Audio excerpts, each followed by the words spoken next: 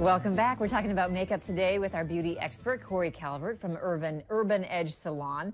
Refreshing our makeup, right? Yes, absolutely. You know, we all have this makeup that's been sitting in our makeup kit in our cabinet for maybe a little years. too long. Yeah. Yes. And while some things do expire and some things shouldn't be used past that date, sometimes you want to get just a little more life out of that makeup. Because you love it and now you can't find it anywhere. Absolutely. Right. So I'm going to show you how to do that, how to refresh your makeup, how to get those makeup palettes that have cracked back to normal, how to get your foundation to work for your skin type again if it's gotten too thick, too thin. And you went all out. You actually cracked your good makeup for us. I did. I So that we believe can do this segment. I believe in myself so much. Yes. I believe in what we're going to do so much that I've ruined my favorite bronzer. And that is like That's huge. That's a sacrifice. This is like first child right there. Right. So the first thing I'm going to show you how to do is refreshing an old cracked lipstick or an eyeliner that just isn't going on anymore. Okay. So one of the greatest tools that we have to use in our bathroom is the blow dryer. Yeah, so turn your blow dryer on, heat it up. You can take it on your eyeliner, use it just on the very tip. Okay, so you're saying take it off. Yep, and then you would aim it right here? Aim it right there and let this melt a little bit. Yeah. And it'll glide on just like a liquid liner. Oh my gosh, that's genius. Yeah, so it works really, really well. And you can do the exact same thing for a lipstick that has gotten all dried up. You'll first put a chapstick on your own lips, and then you're gonna blow dry your lipstick and put that on, and it'll glide right on like brand new. So anything, like anything. Yep, Okay. use a chapstick of Vaseline first to put on your lips to soften them, and then you'll put that warmed up lipstick right over the top. That's perfect. Yeah, really easy. Because I tend to throw those, you know, if they get kind of cakey, I just throw them. If you love the color, keep it. Right. There's even a way of turning it into blush, but we'll talk about that some other day. Okay. Okay. So good, we've got that. Our next thing is the worst thing that can ever happen is you drop your makeup palette. And I do it all the time on the tile. Yes. Eyeshadows, bronzers, everything. Just the worst. It like melts your heart when you've got a good $24 palette fall to the floor. Or more, yeah. Yes, absolutely. So what's really great is you can actually fix something like this that's broken with rubbing alcohol. Really? Rubbing alcohol and saran wrap. That's all you need. Okay, Super show easy. me. Okay. I'm not a believer until You're not I a see believer. it. So Well, I mean, I believe in you. but, Okay. you know. So we've got our rubbing alcohol, and if you have a dropper at home, makes it really easy too. Okay, do But that. you're just gonna put a few drops of rubbing alcohol on top. Okay, And it's gonna start making kind of a paste. So we'll use a little bit more. The nice thing about rubbing alcohol is it dries up really, really quickly. So you're just gonna keep doing that until it's kind of leveled off on the top. You're gonna take your piece of cling wrap. This is where I might need your help. Oh, yes, of course. I'm Ripping always cling game. wrap, that's tricky stuff. So you're gonna take your cling wrap and you're gonna cover it up, and you can tell that this makeup, look at that, you can just start to be able to move it around and shape it back into that palette. So you're just gonna kind of keep mushing and pressing until it's all back to where you wanna be.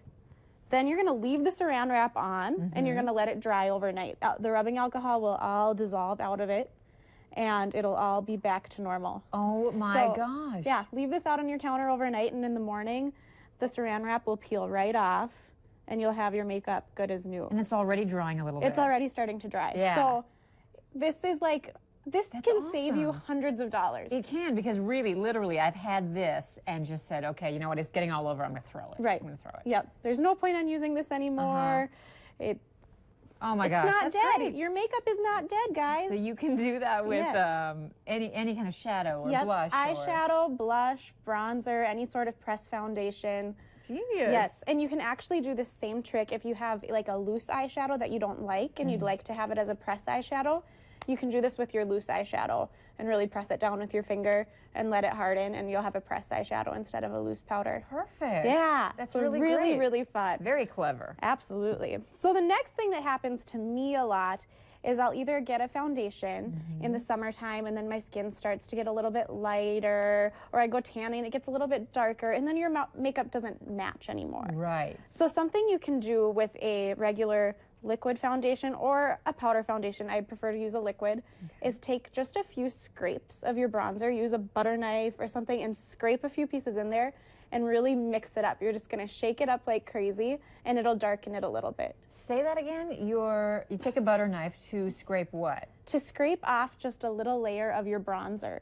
Oh. And scrape a little bit of that, put the powder in there, and you'll mix it up like crazy, and it'll darken it just a little bit for your skin. So depending on whether you want to go lighter or darker. If you want to go a little bit lighter, you could use like a concealer that's just a little bit lighter to lighten up your makeup. And then if you still have some left and you need to go, you can keep adding depending on what color you want your face to be. At some point, it might start to get a little thick. Yeah. And if that's the case, you'll want to mix in just a little bit of a pore refining toner. You can find this at any drugstore. Okay. And you'll add that in. It's basically something that you really should use after you wash your face. You should put a little toner on, and then you should moisturize after that. It's just going to freshen, brighten your skin, close down the size of your pores, and do awesome stuff. Perfect, because I have a really dark shade from the summer that I am not even using. So there you go. You'll be able to play it up a little bit. And then we've got the witch hazel, which is a natural astringent. It's awesome stuff, really great for your skin. But this is something you can add to your foundation if your foundation is a little bit too oily for your skin. Yeah. You'll just add a couple drops of witch hazel. I've never had that before. Yeah, it smells awful. Want to smell it? I do. Where do I find it? It's not good at all. You can get this at a drugstore. Oh, let me get. I can't quite get the full whiff until I open it. Oh, you're right. Yeah, but it's really good for like scrapes or burns. Really? Has a lot of benefits to it for your skin as well. Does it hurt when it goes on? Nope, doesn't hurt at all. So Perfect. you can put this in your makeup and your face won't even burn. It's always a positive. Which is wonderful. And where do you find that at the stores? You can find this actually in along the aisle with rubbing alcohol and Neosporin, and it's going to be more in your first aid area. Okay, there we go. So yeah, you're going to put that on. It's not going to be like the Home Alone kid or anything like that at all. That's good to know. Really great stuff.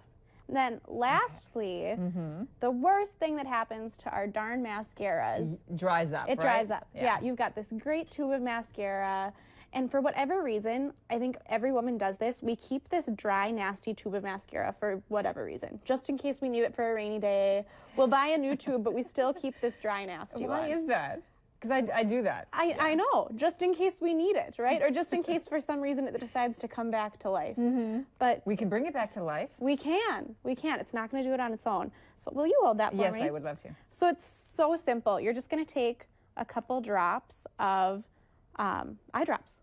Any brand. It can be dollar store eye drops. It can be nice ones, good ones. It's not actually going in your eye, but you're just going to take 1 or 2 drops and mix that in with your mascara. I did 3 because this is particularly dry. This is so clever. And you're just going to kind of stir it up. And you'll get a few more uses out of it. And you'll get a few more uses out of it. Probably a lot of uses. Yeah, if you kind of scrape the sides, you can definitely get a whole lot more mascara, and it's just going to go on so beautifully. Look at that. Oh, my goodness. This would not have done that before. This is amazing. Corey Calvert, Urban Edge Salon, thank you. Thank you so much. You're welcome. If you missed any of this, go ahead and check it out on our website, ndtoday.tv, and you can get all these tips again. Thanks, Corey. Thank you. We'll be right back with tailgating fashion.